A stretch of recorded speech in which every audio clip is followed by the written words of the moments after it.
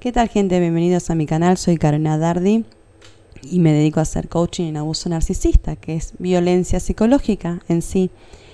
Y bueno, mi trabajo, mi labor es ayudarlos a recuperarse, entender por qué uno se ha involucrado, con este tipo de personalidades, cuánto afectan.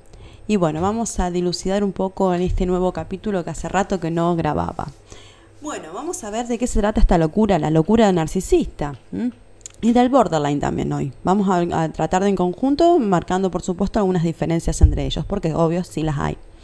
Bueno, en Europa en específico y en muchos países que impera lo cognitivo-conductual sobre el psicoanálisis, nada se habla, muy poco se habla de Freud. Y en realidad, si bien Freud no es que lo haya descubierto todo, sí pudo explicar muchos fenómenos psíquicos y les dio sentido. La psicología cognitiva conductual tiene la pretensión de ser una ciencia exacta, lo cual no puede llegar a hacerlo nunca en realidad. ¿Por qué?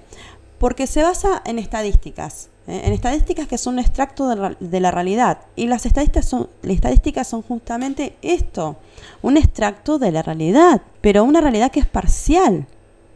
Porque tomamos 100 individuos y hacemos estadísticas sobre 100 individuos, pero no podemos decir que estos son valores absolutos. Bueno, cuando se habla de trastornos de la personalidad, encima, las estadísticas son aún más sospechosas, menos confiables aún todavía, porque este tipo de personalidades son renuentes a ir a terapia. Y cuando lo hacen, muchas veces, los psicólogos no logran darse cuenta que están ante este tipo de personalidades. Porque los trastornos de la personalidad en particular son pocas clases en la universidad.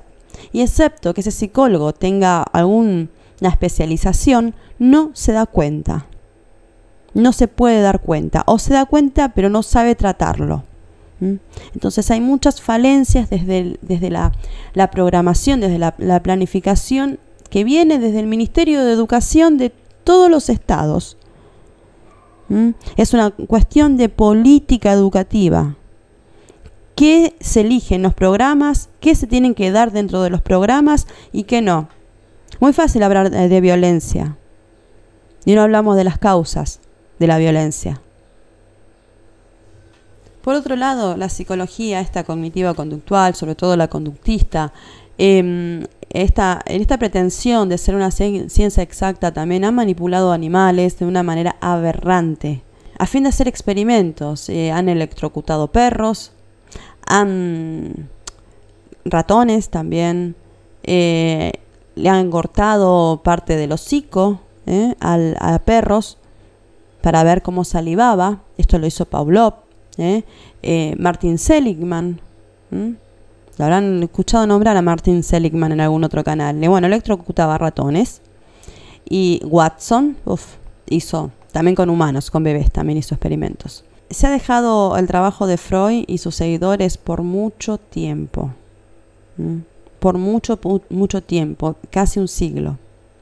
Y con esto se dejó de lado a Melanie Klein y todos los que seguían y desarrollaban la teoría de las relaciones objetales. Que es justamente la mayoría de lo que yo trabajo en este canal, las relaciones objetales. Entonces, los narcisistas y los borderline tienen maneras muy particulares de vincularse cuando están en relaciones íntimas. Esto no quiere decir solamente pareja, sino también esto incluye cualquier relación íntima, incluso con el psicólogo. Narcisistas y borderlines necesitan ir a un psicólogo especialista. ¿Por qué? Porque ellos desarrollan algo que se llama transferencia negativa. Cuando van mejorando, se escapan de las terapias. Y esto tiene que ser un psicólogo preparado para decirle, no, ven acá. Ven acá, vamos a hablar de esto. Y saber hablarlo, y saber conducirlo al paciente. Por eso, si alguno de ustedes se dan cuenta que es narcisista o que tiene muchos rasgos y quiere cambiar su vida, si usted se da cuenta de que tiene trastorno límite o es borderline o padece el trastorno borderline, tiene derecho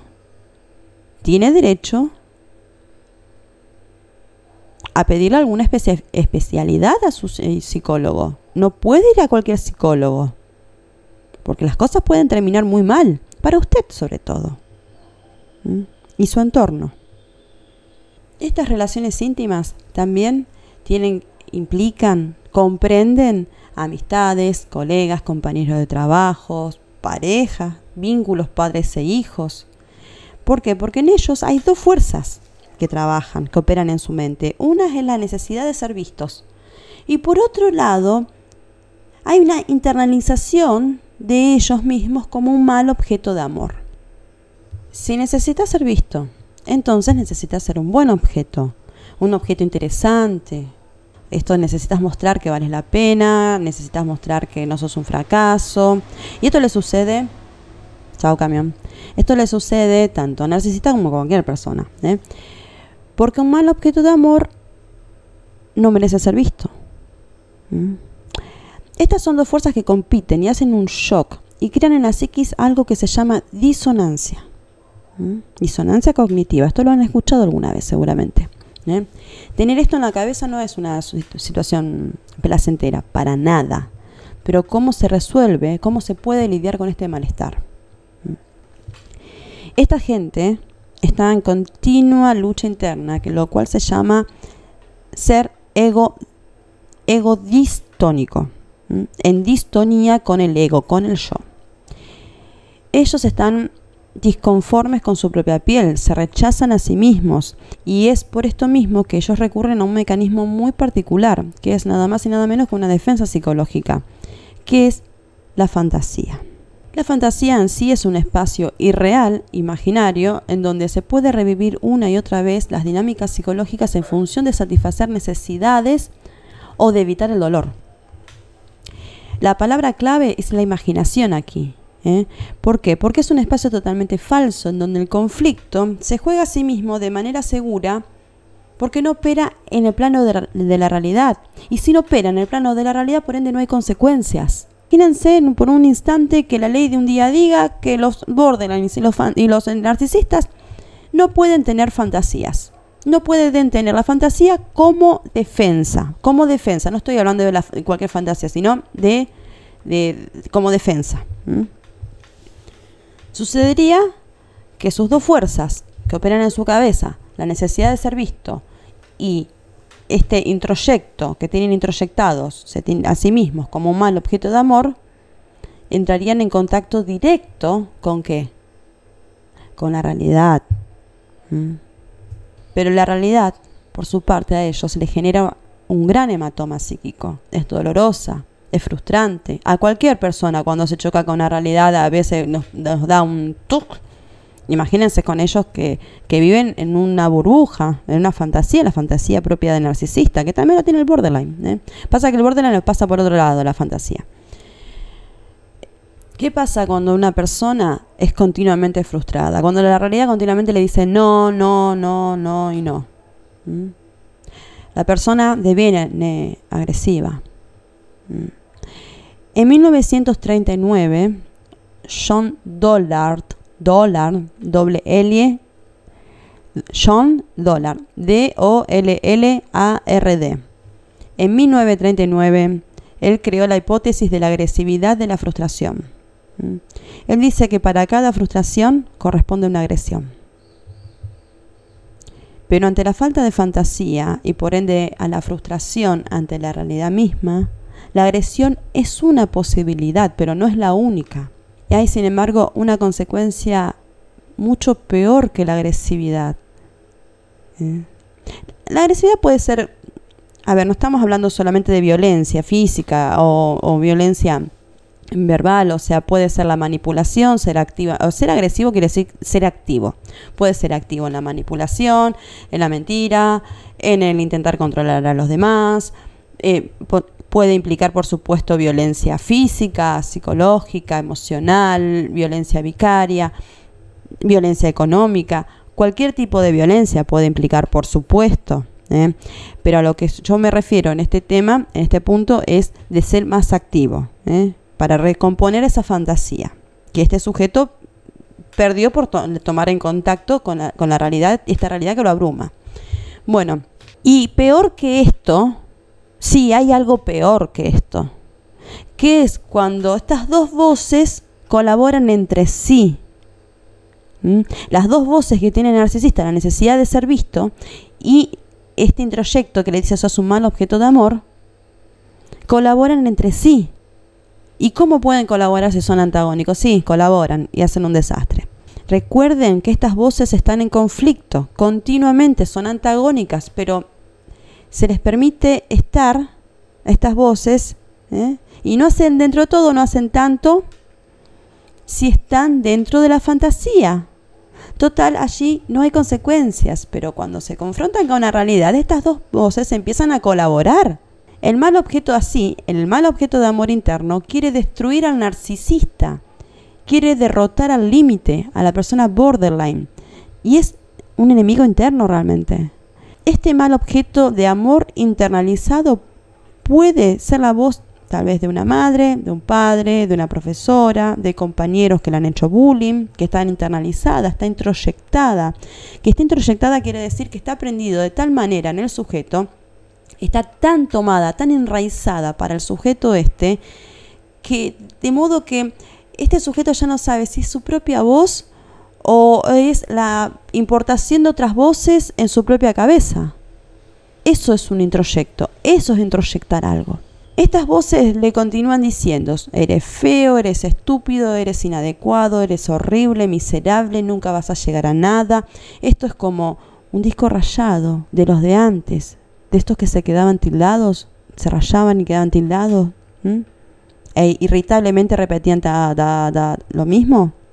Bueno, igual, repiten lo mismo y lo repiten infinitamente.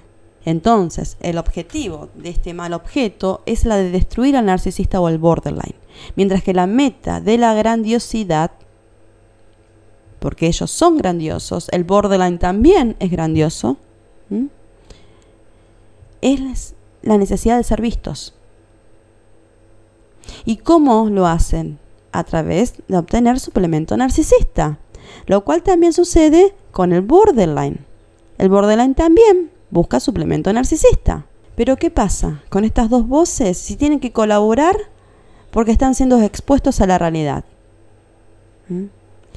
Ahí la autodestrucción se convierte en la fuente de suplemento narcisista. ¿Escucharon? La autodestrucción se convierte en la fuente del suplemento narcisista.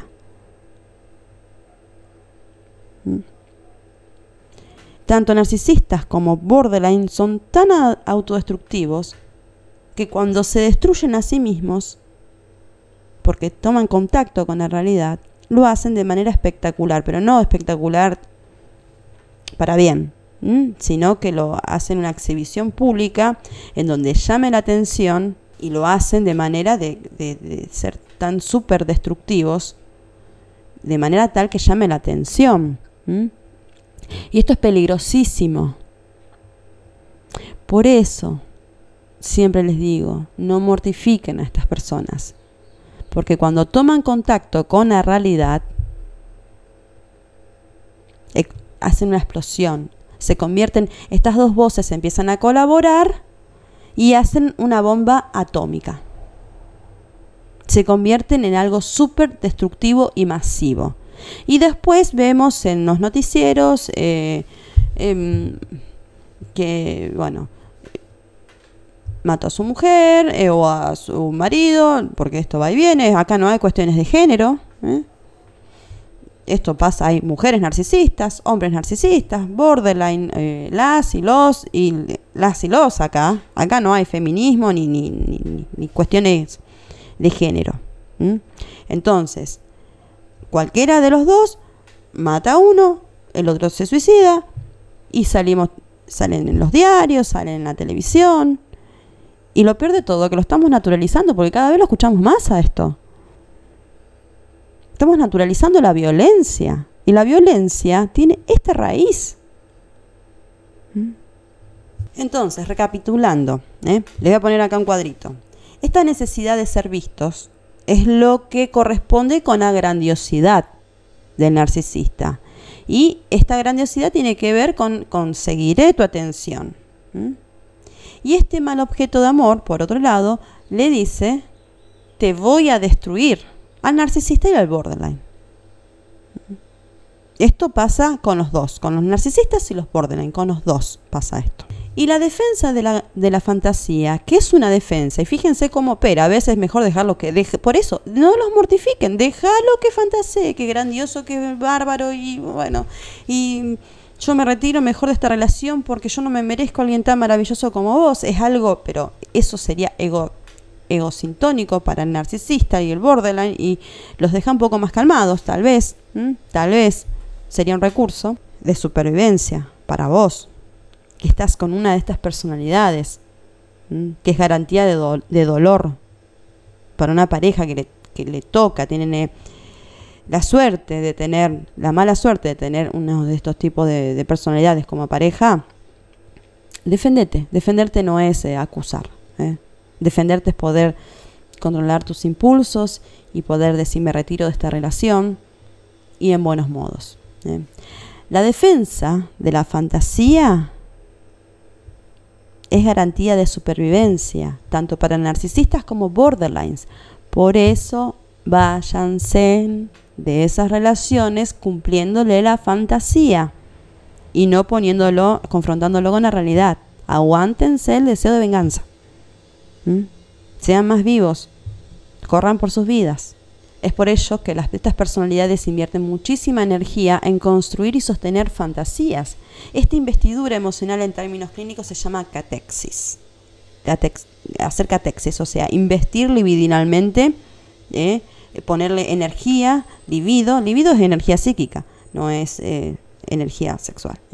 Es energía psíquica, entonces es investir psíquicamente, poner energía, ponerle onda, en este caso una fantasía. Bueno, pero narcisistas no son borderline no son narcisistas, y esto es una pesada discusión que viene dándose hace bastante, y también en los comentarios, nosotros no somos narcisistas,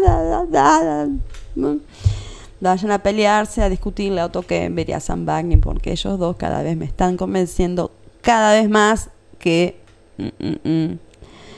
no hay mucha diferencia. Y también comentarios de personas que han tenido la desgracia de tener como pareja a un narcisista y a un borderline, también comentan todo lo que han padecido al lado de estas personalidades. Así que a ponerse las pilas, si te das cuenta o si ya sabes que tenés un diagnóstico de este tipo, ponete las pilas y anda a un psicólogo adecuado, a tu medida. Pero la fantasía de los narcisistas y de los borderline no son lo mismo. En el borderline, la fantasía pasa por encontrar a alguien, usualmente una pareja, pero también puede ser un amigo, una figura parental, alguien que les simbolice, una figura parental, alguien que actúe como madre o como un padre, para que le ayude a regular el mundo interno del borderline. ¿Por qué? Porque de por sí solos son un volcán, absorbidos por un montón de emociones que los abruman, que los ahogan, que los consumen. Y esto se lo conoce como desregulación emocional de la cual padecen. Es el típico amigo o amiga que viene, te cuenta todas sus penas, te deja todo su malestar, te consume toda la energía, se va la miércoles livianito a joder a otro. Y mientras tanto te consume energía, tiempo, eso es sentido de derecho, que también los borderline lo hacen, ¿no? Eso es traer suplemento narcisista, es un abuso narcisista hacia ese amigo, hacia esa persona que le estás quitando el tiempo. Una cosa es que, bueno, sí te escucha una vez, pero siempre que un amigo te escucha una vez, uno estar mal, puede suceder, pero no escuchas nunca a tu amigo lo que le pasa. Solamente te tienen que escuchar a vos. Y siempre estás con problemas, y me parece que el problema lo tenés vos, no el resto del mundo. De manera similar sucede con su humor. lo cual es sumamente lábil. Van desde la depresión a la euforia en una fracción de segundo, similar a los bipolares. Ojo que los bipolares no son, o sea, solamente así en estados maníacos o episodios depresivos. No. En el día a día son bastante también así inestables. Generalmente el trastorno bipolar tampoco viene solo, viene con otras cosas también. Y puede ser un trastorno límite, un trastorno narcisista. Es por ello, pero en sí, el trastorno límite muchas veces es confundido con un trastorno bipolar. Por este motivo, por esta labilidad que tienen en el mismo día, al rato, una depresión y arriba. Bueno. Estoy viendo una serie que me está gustando mucho, una serie italiana que la estoy viendo por esta plataforma conocida que empieza con N, y se llama Todos quieren salvarse. Y hay una parte donde hay una persona que es bipolar y dice, fíjense cómo el trastorno se defiende. Dice, ahora estoy en el lado blanco. Y no sé, me tienen acá internado y no sé por qué. Porque yo cuando estoy en el lado blanco me siento súper bien. Yo no sé dónde estaría el problema en mí. Estaba internado porque estaba en un episodio maníaco. Y eso le llamaba a él la parte blanca. En cambio, cuando estoy en la parte negra, es todo oscuro. No se me va de la cabeza la idea de morirme. Entonces, fíjense cómo en ellos opera el trastorno. Y cómo el trastorno se defiende también. Entonces la fantasía con el borderline tiene que ver con alguien que lo ayude a estabilizarse, que lo regule, que le regule su mundo interno, que no lo abandone aun si lo asesina o si es asesinado también, o aun si el borderline golpea al otro, que no lo deje. Y aún si el borderline es el sujeto pasivo de la violencia física. ¿Por qué lo hace? Para no volver a sentir el ahogo, no volver a sentir que se abruma, no volver a sentir que se muere. Que hay ese maltrato, tanto el que da como el que recibe, es lo que le permite seguir con vida. Y le permite seguir con vida y no entrar en ideas, porque si se queda solo, el borderline se derrumba de tal manera que empieza a tener ideas para suicidas o suicidio. El 11% de las personas diagnosticadas con trastorno límite de la personalidad cometen suicidio y no fallan. Y el 70% de los borderline, de las personas borderline, el 70% cometen suicidios simbólicos. ¿Y cómo lo hacen? A través de autolesionarse, de quemarse, de cortarse, de tomar riesgos innecesarios, como conducir a alta velocidad, o exponerse a deportes extremos, sin importarle las consecuencias, sin medir las consecuencias, que puede implicar un compromiso para su vida. El miedo no es sonso, hay un dicho. El miedo extremo es un problema, pero un miedo racional es una emoción que te ayuda a sobrevivir. También otra manera es involucrándose con psicópatas y con narcisistas, porque el borderline encontró su monstruo ahí y tiene para rato para que lo torture y ser víctima, y ser sujeto pasivo. Y a veces va y viene ahí. No se crean que el borderline es la víctima. En las relaciones con narcisistas, con psicópatas, todos van a ser la víctima. Pero con relaciones con narcisistas, el borderline no se crean que es el pobrecito víctima. Hay una cuestión de abuso que va y viene. Ustedes vieron los videos de Johnny Depp con Amber Heard. Yo no quise demonizar a Johnny Depp, pero sí tuve la sensación de que él es narcisista. Y ella es borderline. Pero ¿quién es más monstruo que quién? Me parece que es más monstruo ahí ella. A pesar de que él tiene muchos rasgos significativos de ser narcisista. Y ustedes lo pueden identificar como víctima. Cualquier persona, yo también lo identifico como víctima.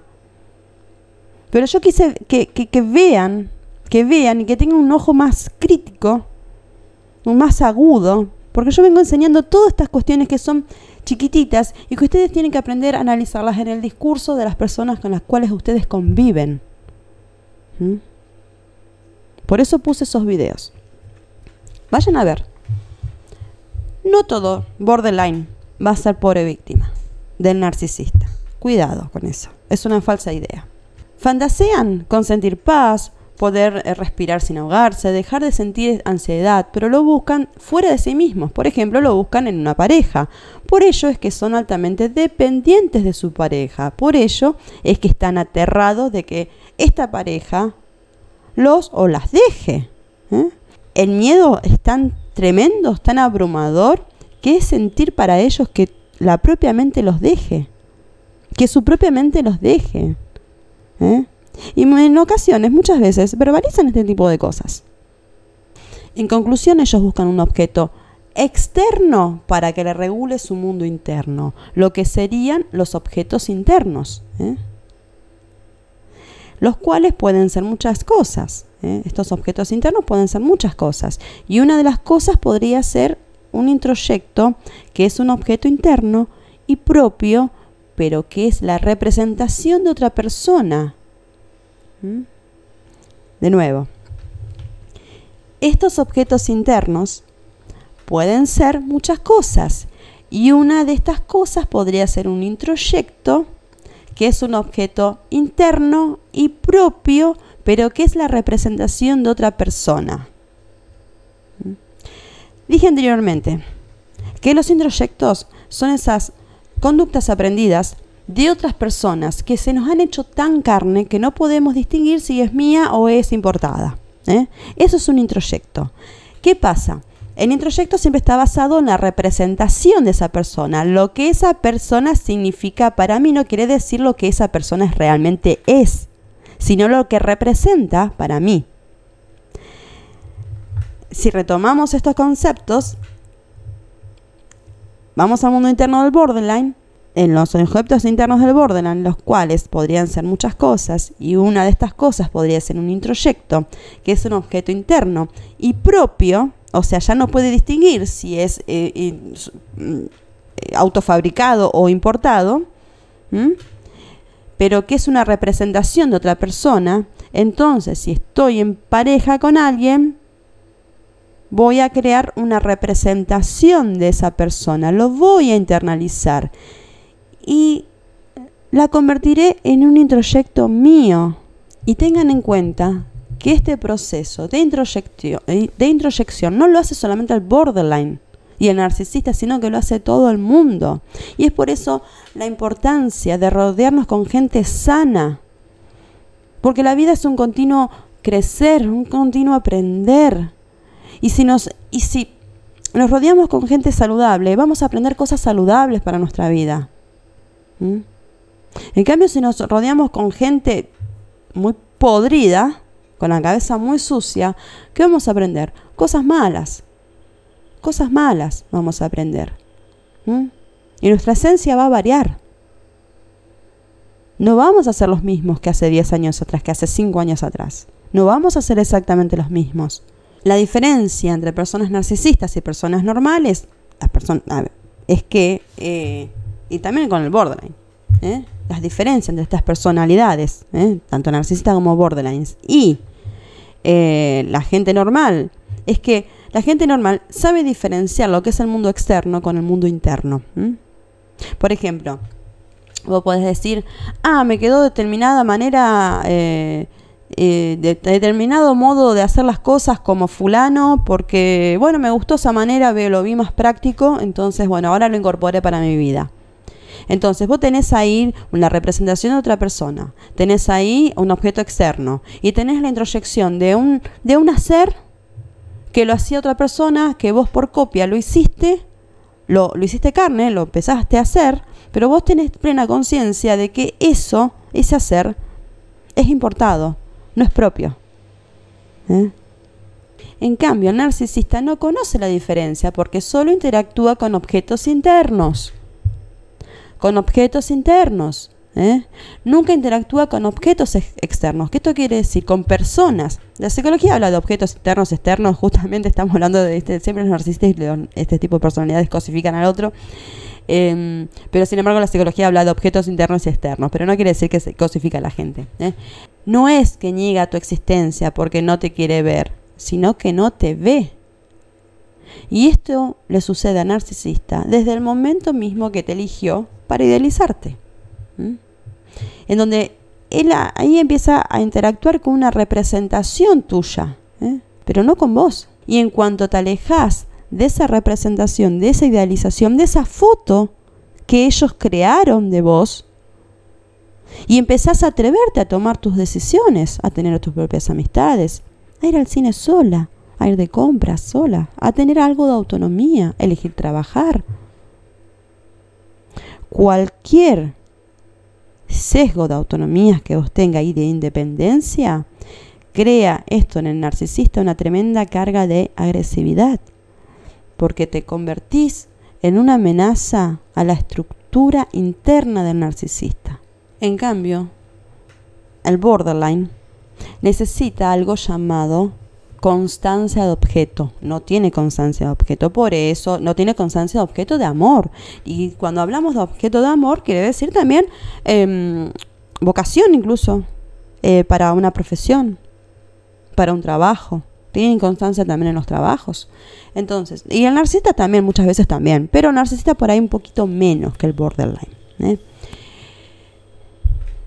Necesita a alguien, el borderline, que le regule su mundo interno, como lo dije anteriormente, que está revolucionado, pero lo busca afuera, por ende puede reconocer que hay un mundo interno en ellos que está en trizas, totalmente es un volcán en erupción, que está totalmente desregulado, que es un lío bárbaro dentro de ellos, y pueden reconocer también que hay un mundo externo. Y en ese mundo externo es donde entra la pareja, los amigos, el psicólogo, todo el entorno. En cambio, el narcisista no reconoce que hay un mundo externo porque es autoerótico, se cree que se satisface a sí mismo, por eso todo el proceso de idealización. Y el borderline, en este punto, mientras que el narcisista te idealiza, te convierte en un objeto interno, el borderline necesita constancia de introyectos en este punto. Como no tiene constancia de objeto, necesita convertirte en un introyecto constante en su mente para que le regule ese mundo interno que está totalmente descabezado. Bastante lejos de lo que sería una relación amorosa, más bien una relación utilitaria, donde vos sos la columna y los cables que se pueden prender fuego a tu alrededor y vos tenés que mantenerte ahí, a pesar de sus abusos, a pesar de su agresividad, a pesar de cualquier cosa, te tenés que mantener ahí, para ellos en su fantasía.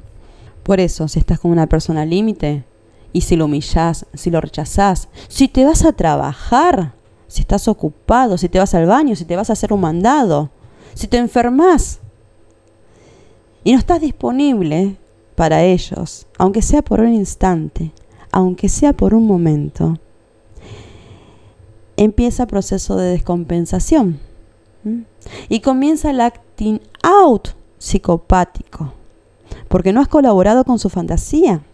Y es allí donde las voces toman el control y comienzan a colaborar y hacen el gran show de explotar para afuera de manera gráfica y espectacular. De ahí que vemos en las noticias casos de violencia de pareja que a veces con frecuencia tienen consecuencias mortales para ambos, porque luego de hacer daño muchas veces cometen suicidio. No solamente para no afrontar las consecuencias, sino porque no existen después de esa persona a la cual están atados psíquicamente. Lo mataron, bueno, listo, yo tampoco existo, ¿para qué vivir? Por ello es que es muy difícil mantener a un borderline en estado de estabilidad, porque no te podés ni ir al baño sin que esto sea interpretado por ellos como un abandono y se enfrenten a esta realidad de la cual tanto intentan cubrirse con sus fantasías. Por otra parte, la fantasía del narcisista es totalmente diferente a la fantasía que tiene el borderline, porque el narcisista interactúa con estos dos elementos, con esta necesidad de ser visto y con este mal objeto de amor, esta introyección que tienen en él, de ellos mismos e interactúan con estos dos elementos para sus adentros. Y las fantasías de ellos tienen que ver con la autopreservación. El objetivo de fantasear es evitar que estos dos elementos conduzcan a la autodestrucción, a la destrucción. Por ello que la fantasía tiene estas características de autopreservación justamente. Y la fantasía del narcisista es respecto de su madre. Pero no, esta fantasía en sí tiene algo que ver con su madre real, pero no del todo, sino con el concepto de madre. Con una madre simbólica, que por supuesto tiene algo que ver con su madre real, porque su madre real es un introyecto en él. Pero la madre real en sí no existe en la vida del narcisista. Y ejemplo de esta idea de lo simbólico y del concepto, sería, ¿vieron aquellas personas que están enamoradas del amor, pero no de ninguna persona? ¿O les cuesta sostenerse en el vínculo con una persona? Bueno, eso es tener una fantasía respecto de algún objeto externo, pero en realidad es un objeto simbólico. No existe en la realidad, en concreto. Lo mismo pasa con el narcisista, que interactúa con esta idea de madre, pero no implica que sea exactamente su madre. ¿Y por qué sucede esto? Porque en realidad el narcisista, para ser narcisista, nunca tuvo una madre real. Nunca la tuvo. Y para eso vayan a ver el video que yo traducí de Sam Vaknin, que habla sobre la madre muerta. El concepto de madre muerta, que es la madre ausente, la madre depresiva, la madre egoísta, la narcisista, la que haya instrumentalizado al niño, al hijo, o a la hija. Cualquiera de este tipo de madre que no haya cumplido el rol de cuidar y ayudar a crecer a esa criatura.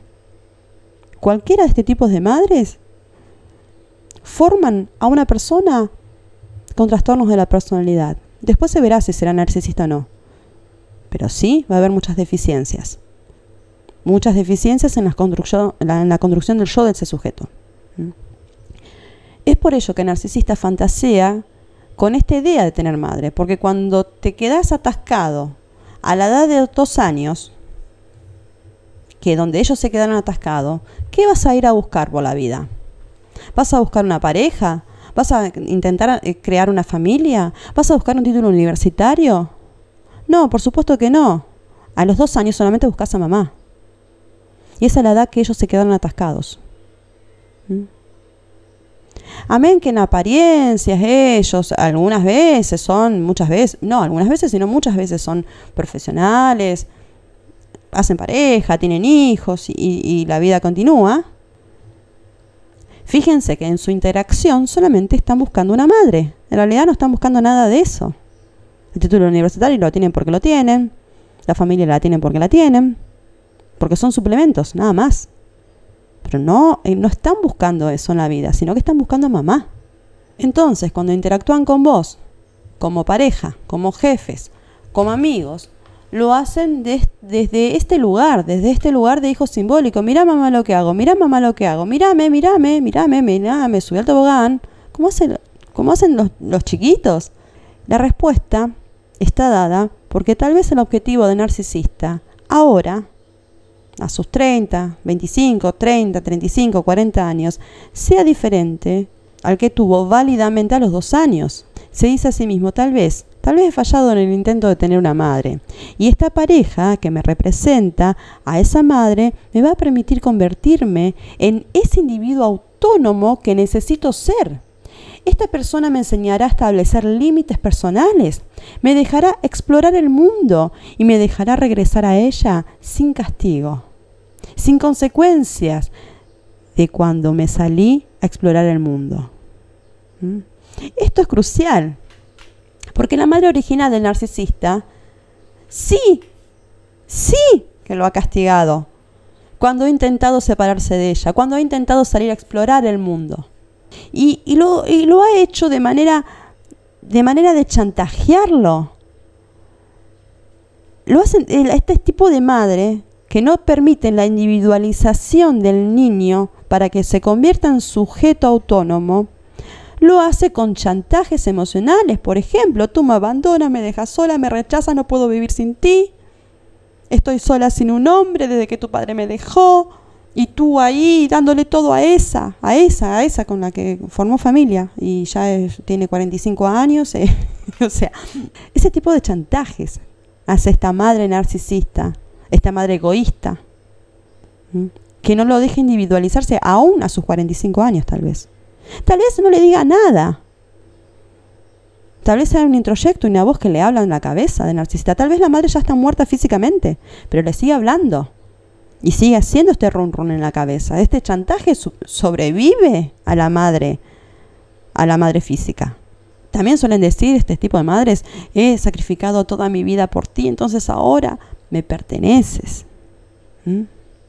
Por ello es que en su fantasía creen que la nueva pareja, el nuevo jefe, el nuevo amigo, sí le va a permitir separarse. Y no lo va a castigar por separarse. Y lo va a hacer sentir seguro. Y este es justamente el apego seguro que debió de tener con su madre, quien debió ser su base segura. Es un tiempo pasado, ya pasó. Si no sucedió, hay que hacer un duelo. Pero no puede ser ahora. No puede ser ahora porque una pareja, un jefe, un amigo no puede tener ese rol. No es el lugar, no es el rol, no es el momento. Ahora se es adulto y hay que hacer un duelo por lo que no sucedió en la infancia. Es por ello que el narcisista, cuanto más cercano es, más se aleja a la vez. Busca intimidad para poder separarse. Y esto es lo que más le rompe la cabeza a las parejas. Que cuando están con una persona narcisista, fíjense en todo el love bombing que hace el narcisista. Toda la idealización, en donde sos la persona más perfecta del mundo, lo que ha vivido y siente por vos no lo has vivido absolutamente con nadie antes, ni nunca más lo va a volver a sentir ni a vivir con nadie, que sos un ser maravilloso y brillante, que sos lo mejor que le sucedió en la vida, y todo esto paradójicamente lo hace para luego poder deshacerse de vos. Entonces las parejas quedan, ¿what? Te elevan allá arriba, te suben a un rascacielos y después te tiran. ¡Tin! Y esto, ojo, que también lo hace toda esta idealización y todo esto de love bombing, también lo hace el borderline, y también tira a la pareja allá arriba. Ojo, que también lo hacen. Y esto es totalmente dañoso, totalmente doloroso, totalmente confuso. Todo es un conducta, es un proceso de acercamiento y de alejamiento.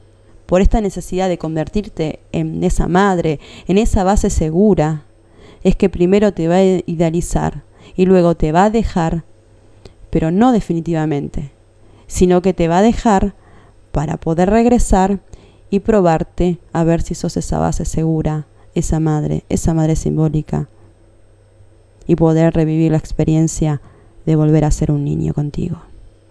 Si te gustó este video, dale like, compartilo con quien lo esté necesitando. No te olvides de suscribirte y de activar la campanita para que te lleguen todas las notificaciones de los siguientes videos. Mis redes sociales, si querés una consulta, están abajo en la cajita de descripción. Nos vemos luego, más pronto que tarde. Chao, chao.